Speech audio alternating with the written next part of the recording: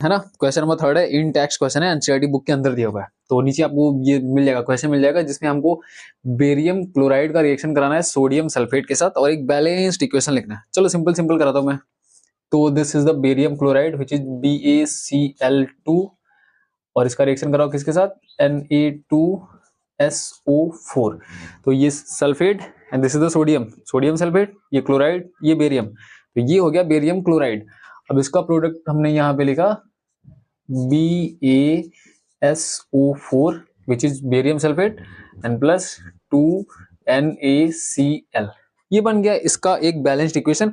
और अगर आप थोड़ा स्मार्टर है ना, मतलब थोड़ा सा स्मार्ट है, तो आप देखो तो ये एक डबल डिस्प्लेसमेंट रिएक्शन है जिसमें ये कंपाउंड और ये कंपाउंड दोनों आपस में एक्सचेंज कर रहे हैं आयन का, यानी कि सल्फेट सोडियम के पास निकल करके बेरियम के पास जा रहा है और यहां से क्लोरीन निकल करके सोडियम के पास जा रहा है। So this is the double displacement reaction and this is the balanced equation.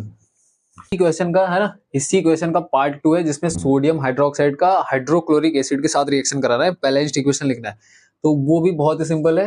This is the sodium hydroxide that is NaOH sodium, और ये OH लगा है तो हाइड्रोक्साइड, प्लस किसके साथ रिएक्शन करना है हमको, सोडियम हाइड्रोक्साइड का रिएक्शन करना है HCl के साथ। सो दिस इज HCl और दोनों एक्वस मोड में है, यानी कि दोनों सॉल्यूशन है।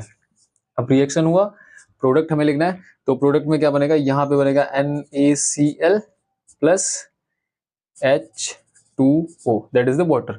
तो अगर और अच्छे से देखो तो ये एक बेस है, ये एक एसिड है और ये साल्ट है, ये वाटर है, यानी कि एसिड का बेस के साथ रिएक्शन होगा तो साल्ट बनेगा और साथ में क्या बनेगा, वाटर।